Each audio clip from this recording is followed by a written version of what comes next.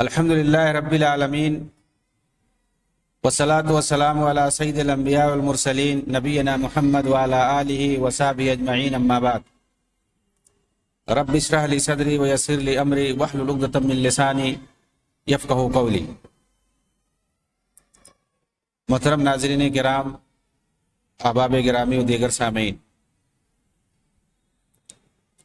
میری گفتگو رشید رضا کے بارے میں چل رہی ہے اور مختلف پہلو سے ان کی زندگی کا احاطہ کرنے کی کوشش کی ہے میں نے، خاص طور سے ان مسائل کو لے کر کے جن کے اندر سلفیت سے زبردست ٹکراؤ ہے۔ وہ اس وجہ سے کہ سید رشید رضا کو اخوانیوں نے سلفیت کے امام کے طور پر مشہور کر رکھا ہے کہ مصر کے اندر وہ سلفیت کا ٹھیکیدار تھے اور انہوں نے سلفیت کو مشہور کیا ہے، رائج کیا ہے۔ اس لیے ان کے بارے میں تفصیل سے جاننا ہمارے لیے ضروری تھا، کیونکہ حسن بنا کے یہ استاذ تھے اور پھر اس کے بعد حسن بنا نے انہی کے افکار و نظریات کو ان کے استاذین جمال الدین افغانی اور محمد عبدہ کے افکار و نظریات کو انہوں نے عالم اسلامی کے اندر پھیلانے کی کوشش کی، اور پھر ان کی جماعت کے ذریعے سے، اخوان المسلمون کے ذریعے سے انہی افکار و نظریات کو پھیلانے کی کوشش کی جا رہی ہے۔ سید رشید رضا کے بارے میں ہم نے بہت کچھ جانا، آئیے ہم سمجھتے ہیں کہ خلافت کے تعلق سے ان کا کیا نظریہ تھا۔ علامۃ الشام شیخ عبد الرحمن الکواکبی نے اپنی کتاب تبایع الاستبداد کے اندر ترکوں کو غاصب اور ظالم بتایا ہے۔ چونکہ یہ شام کے تھے اور شام میں ترکوں نے بڑا ظلم کیا تھا، تو اس وجہ سے انہوں نے جو دیکھا ہے اپنی تجربے سے اسے انہوں نے بیان کرنے کی کوشش کی، اور تبایع الاستبداد بہت ہی ان کی خطرناک کتاب ہے۔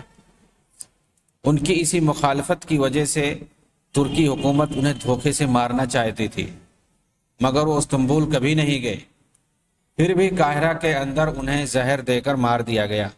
یہ عبد الرحمن الکواکبی، علامہ کواکبی کے اسی کتاب سے متاثر ہو کر شیخ محمد رشید رضا نے الخلافہ والامامۃ الکبریٰ نامی کتاب لکھی تھی، جس میں خلافت کو ترکوں سے عربوں کی طرف منتقل کرنے کی انہوں نے بات کی ہے۔ خلافت کو ختم کرنے کی وجہ سے مصطفیٰ کمال اتا ترک کو انہوں نے ملحد کہا ہے، اور خلافت کے لیے دوبارہ کوشش کرنے کی انہوں نے بات کی ہے۔ چنانچہ آپ کے شاگرد رہے حسن بنا نے اسی کا فائدہ اٹھاتے ہوئے 1928 کے اندر جو جماعت قائم کی تھی، اس کا ایک بنیادی مقصد خلافت قائم کرنا بھی تھا، بتایا جاتا ہے جیسا کہ، ورنہ 90 سال سے یہ لوگ کوشش کر رہے ہیں اور بہت ساری جگہوں پر انہوں نے اقتدار پر قبضہ بھی کیا، مگر وہاں کی حالت کو اور انہوں نے بدتر بنا دیا۔ یعنی کرسی پانے کے بعد، اقتدار اور سیادت پانے کے بعد، یہ لوگ اس ملک کو مزید بدتر بنا دیتے ہیں۔ خلافت اور اسلامی حکومت تو دور کی بات ہے، جس طرح کی پہلی حکومت ہوتی ہے اس سے بھی بری حکومت یہ لوگ وہاں پر کر دیتے ہیں، ہر طرح کے اعتبار سے، ظلم کے اعتبار سے اور نظام حکمرانی کے اعتبار سے، کہ یہ لوگ پورے طور پر ڈیموکریسی کا جو مفہوم ہوتا ہے، عام مفہوم ہوتا ہے، وسیع معنی میں اس طرح یہ لاگو کرنے کی کوشش کرتے ہیں۔ اور ڈیموکریسی اور جمہوریت عام مفہوم میں اپنے وسیع تر معنی میں یہ ہوتا ہے کہ ہر آدمی آزاد ہے، وہ جو چاہے وہ کرے، اور کئی ایک اخوانیوں کی طرف سے اس بات کی صراحت موجود ہے کہ آدمی آزاد ہے، کوئی چاہے تو اسلام میں داخل ہو، کوئی چاہے تو کفر کر لے، کافر ہو جائے۔ حتیٰ کہ بعض اخوانی تو بڑی ڈھٹائی سے قرآن کریم کی آیت کی غلط تفسیر کرتے ہیں اور کہتے ہوئے ایسے پائے گئے ہیں، فمن شاء فلیکفر ومن شاء فلیؤمن، اس طرح کی بات کہتے ہیں کہ قرآن میں ہے کہ جو چاہے کفر کرے، جو چاہے ایمان لائے۔ حالانکہ یہ نہیں وہ بتاتے ہیں کہ اس کے اندر دھمکی مراد ہے، کہ دھمکی مراد ہے کہ اگر جو کفر کرنا چاہے کر لے، بعد میں پتہ چلے گا اللہ تعالیٰ اس کو آخرت میں مزہ چکھائے گا۔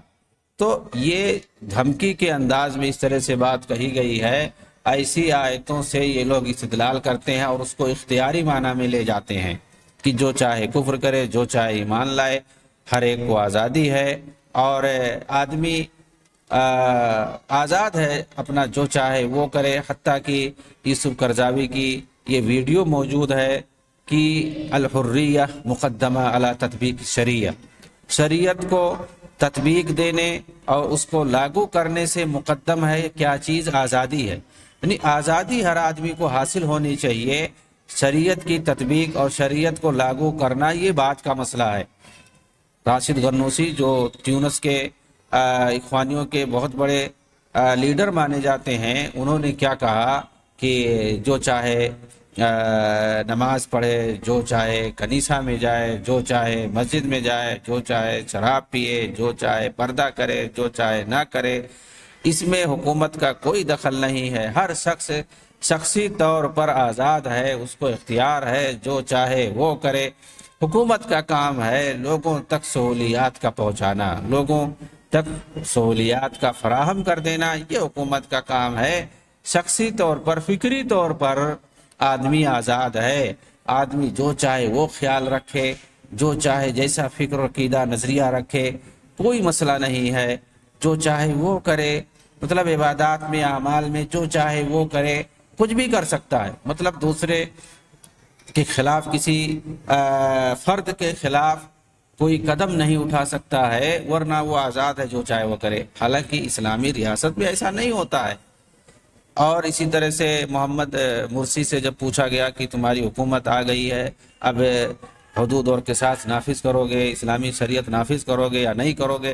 تو کہا حدود قصاص کیا ہوتا ہے، یہ تو پرانی باتیں ہیں، اس دور میں ایسا ممکن نہیں ہے، اور جہاں تک شریعت نافذ کرنے کی بات ہے تو اس وقت ممکن نہیں ہے۔ ہمارے سامنے 1923 کا پرانا دستور موجود ہے، مصری دستور موجود ہے، اور ہمارے سامنے پارلیمانی نظام ہے، وہی پارلیمنٹ ہماری شریعت ہے، وہی سب کچھ قانون بنے گا۔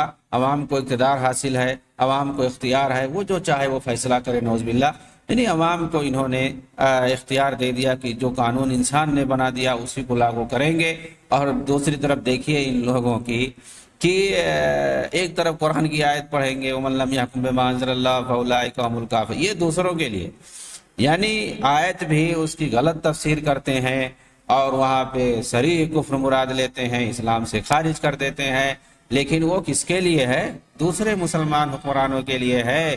لیکن اگر کوئی ان کا اخوانی حاکم ہو جاتا ہے، ان کا کوئی اخوانی کسی ملک کا سربراہ بن جاتا ہے، تو اس کے لیے یہ آیت نہیں ہے، اس کے لیے یہ نہیں ہے۔ اپنا جو اخوانی آ گیا تو وہ کچھ بھی کرے، وہ یہودیوں کا پارلیمنٹ پکڑ لے، وہاں سے قانون بنائے، ان کے لیے وہی جائز ہے، اور ان کے یہاں وہ شریعت وریعت کچھ نہیں ہے۔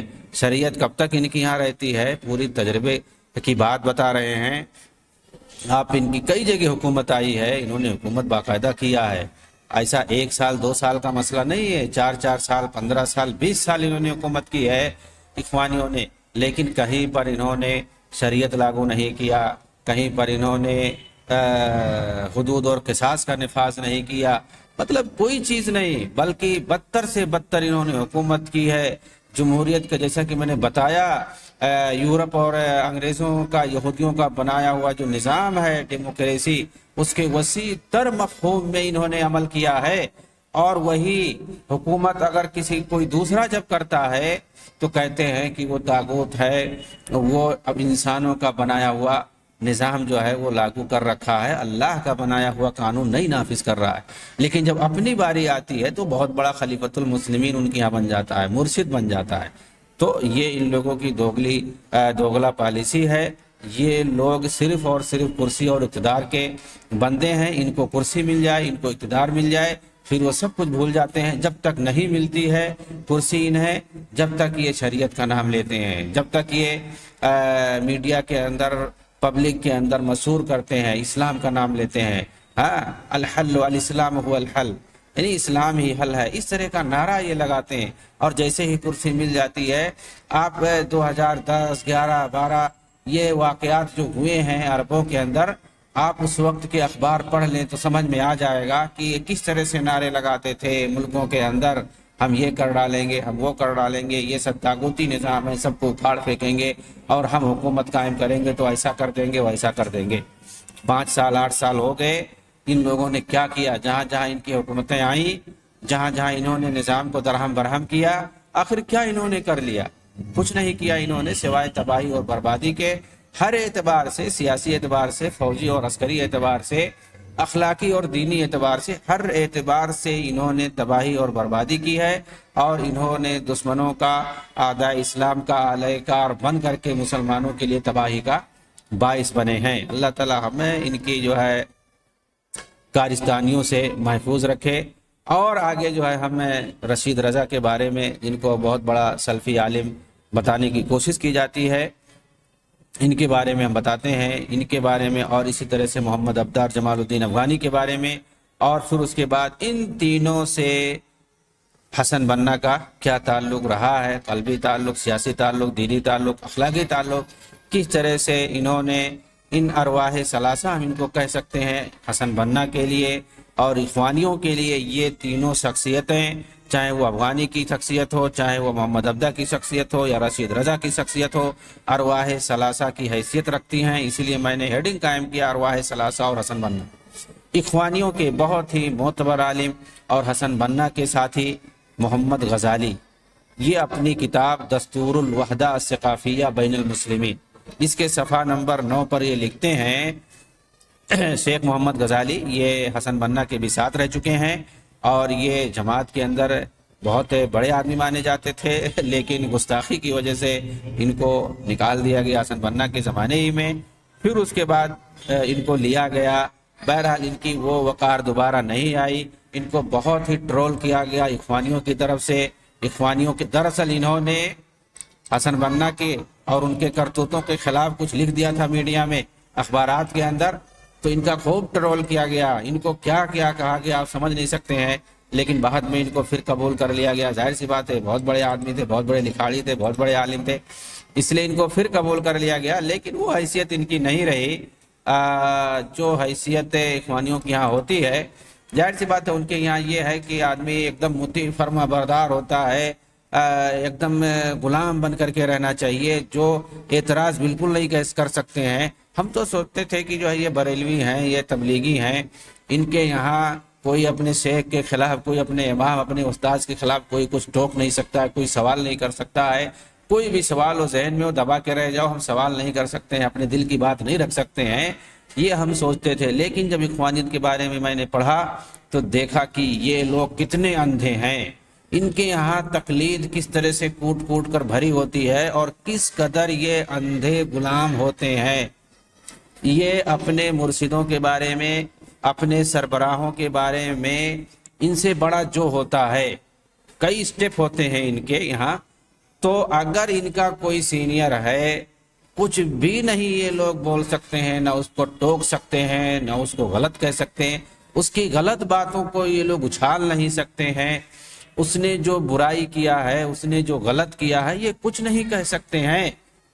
آپ حیران ہو جاؤ گے، عبدالحکیم عابدین نام کے جو بہنوئی تھے حسن بننا کے بہنوئی تھے، وہ انہوں نے غلط کیا، ان کے اندر اخلاقی برائیاں پائی جاتی تھی۔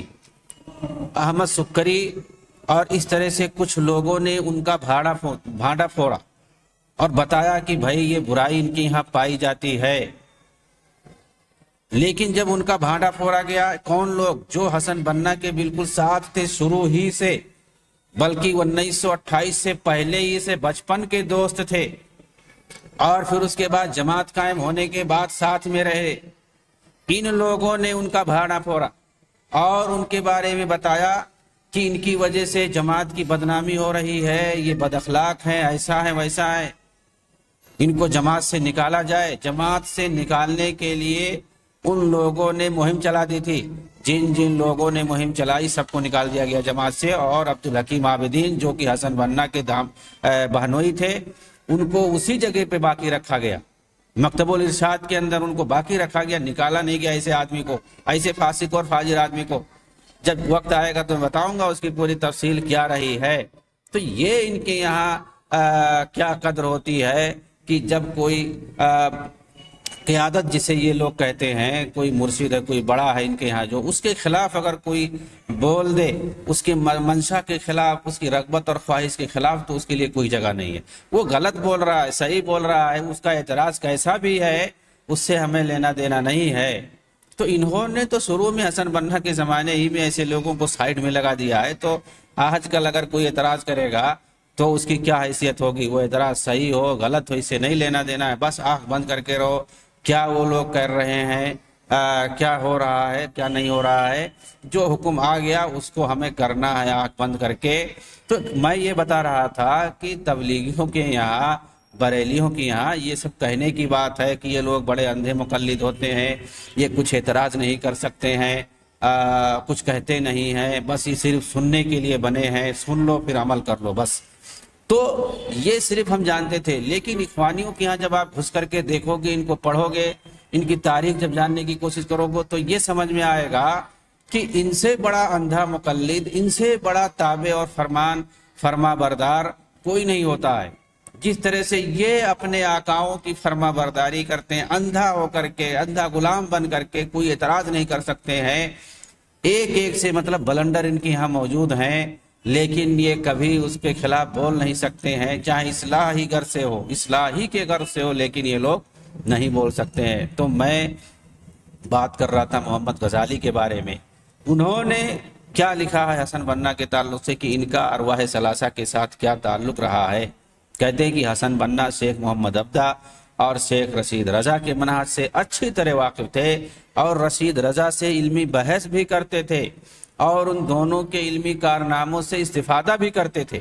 غزالی اپنی ایک دوسری کتاب علل و ادویہ کی صفحہ نمبر 122 کے اندر لکھتے ہیں، ان الرجال الثلاثہ، یہ ارواح ثلاثہ کی بات میں کر رہا ہوں، ان الرجال الثلاثہ جمال الدین الافغانی و محمد عبدہ و رشید رضا ہم قادۃ الفکر الواعی الذکی فی القرن الاخیر۔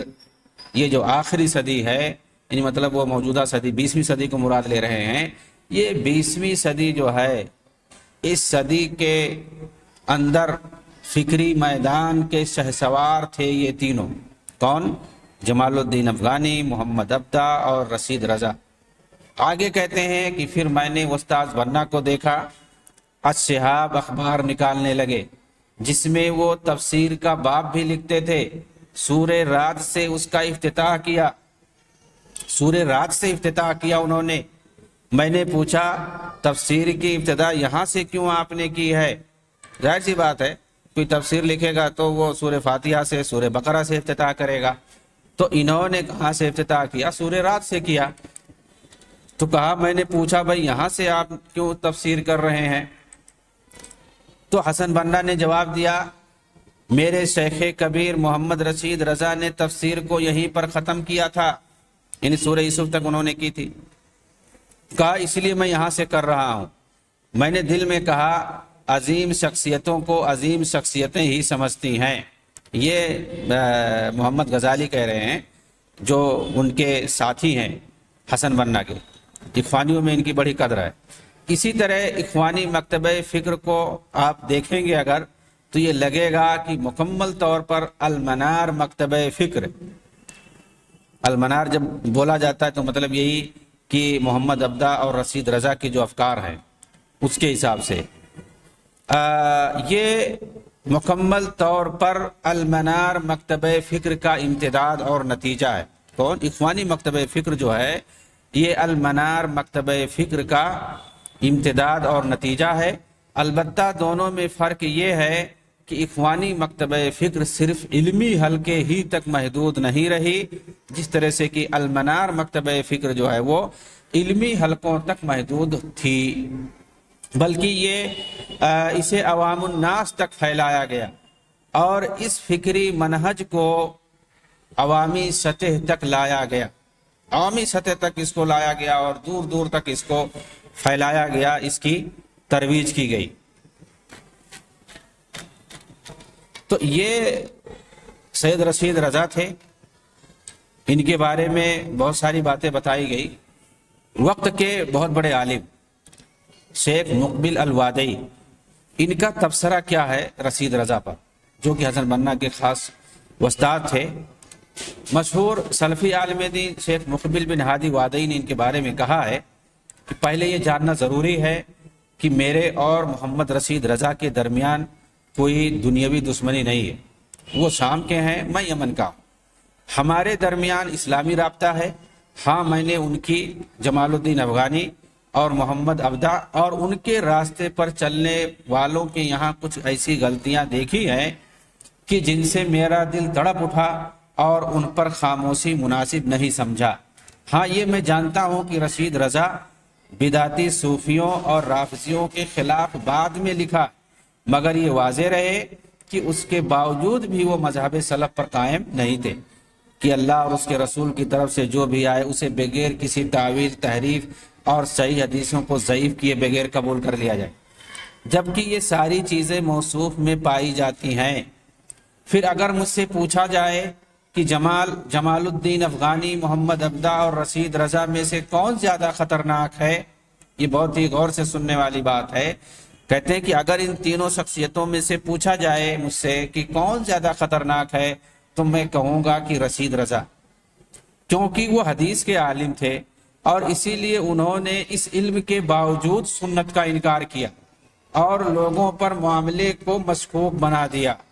آگے کہتے ہیں اس وقت یہ مشہور کیا جا رہا ہے کہ جمال الدین افغانی، محمد ابدا مصری اور رشید رضا یہ مجددین دین و ملت اور مفکرین اسلام میں سے ہیں، اسی لیے انہیں خوب پڑھا گیا اور ان پر ردود بھی لکھے گئے اور ان کی گمراہیاں بیان بھی کی گئیں۔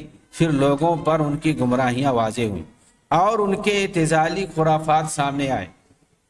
اب تو ان کی گمراہیاں اہل سنت علماء کے نزدیک بالکل عیاں ہے۔ ہاں، رشید رضا کے تعلق سے اب بھی معاملہ پیچیدہ ہے، ان پر پوری طرح نہیں لکھا گیا، اسی لیے بہت سے لوگ ان سے دھوکے میں، خاص طور پر اس وجہ سے بھی کہ انہوں نے مبتدیہ یعنی صوفیوں اور رافضیوں کے خلاف لکھ دیا ہے، اس وجہ سے لوگ اور دھوکہ کھا گئے۔ لوگوں کو کیا معلوم کہ ان کے پاس بھی وہی گمراہیاں ہیں قریب جن کے خلاف انہوں نے لکھا ہے۔ سچ کہا ہے مروان بن محمد تاتری نے جب انہوں نے قاضی عیاض کی سوانے میں اپنی کتاب ترتیب المدارک کے اندر لکھا، ثلاثۃ لا یؤتمنون الصوفی والقصاص والمبتدع یرد علی المبتدع، تین لوگوں پر بھروسہ نہیں کرنا چاہیے، صوفی، قصہ گو اور وہ بدعتی جو بدعتیوں کے خلاف لکھے۔ بہت سے لوگ یہ سمجھ بیٹھے ہیں کہ رشید رضا نے اپنے شیخ محمد ابدا کی مخالفت کی ہے بہت ساری چیزوں میں۔ اس پر شیخ مقبل وادعی کہتے ہیں ایسے لوگوں سے میرا سوال ہے، کیا رشید رضا نے اپنے استاذ کی طرح ان حدیثوں کو رد نہیں کر دیا جو ان کی خواہشات کے مطابق نہیں تھی؟ کیا رشید رضا نے محمد ابدا کے منہج کو نہیں چھوڑ دیا؟ کیا رشید رضا نے محمد ابدا کے منہج کو کبھی چھوڑا؟ آپ دیکھیں گے کہ تفسیر المنار کے اندر سورہ نساء کی آیت نمبر 125 تک کہ جہاں تک محمد ابدا کی تفسیر ہے، اس کے بعد جب رشید رضا نے تفسیر کرنا شروع کی ہے بالکل اپنے استاذ ہی کے منہج پر قائم رہے اور ان حدیثوں کو ضعیف بتایا جو ان کی خواہشات اور عقل کے مطابق نہیں تھی۔ مزید یہ کہ کیا رشید رضا نے جب اپنے شیخ کی تفسیر کو تفسیر المنار کے اندر جمع کیا تھا تو کیا ان صحیح حدیثوں کی طرف اشارہ کیا جنہیں ان کے استاذ نے ضعیف کر دیا تھا؟ عقائد میں حدیث آحاد کو رد کرنے میں کیا رشید رضا نے اپنے استاذ کے مذہب کو چھوڑا، وہ مذہب کی جس سے پورے دین پر تان و تشنیع لازم آتا ہے؟ اس خطرناک عقلانی مذہب پر بہت پہلے سے علماء سلف نے رد کیا ہے۔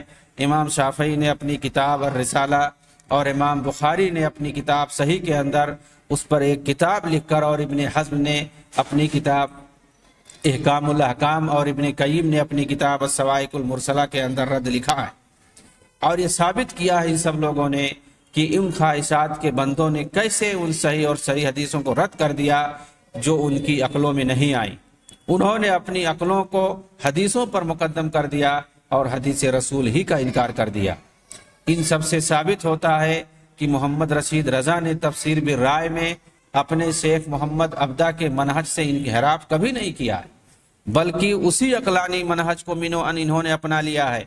हाँ, इन्होंने अपनी ख्वाहिशात के मुताबिक हदीसों से इस्तिदलाल ज्यादा किया है, बल्कि इनके अंदर कबाहत मजीद बढ़ जाती है कि इन्होंने अपने कौल को साबित करने के लिए सूफियों और राफजियों के अकवाल से भी इस्तिदलाल किया है, अगर उनके ख्वाहिशात के मुताबिक हैं। सैयद रशीद रजा से मुझे ज्यादा ताज्जुब हुआ, क्योंकि उन्हें सुन्नत से काफी वाकफियत थी, मगर अफगानी और अब्दा की अकलानियत का दीवाना होकर के ख्वाहिशात के बंदे ये भी बने रहे।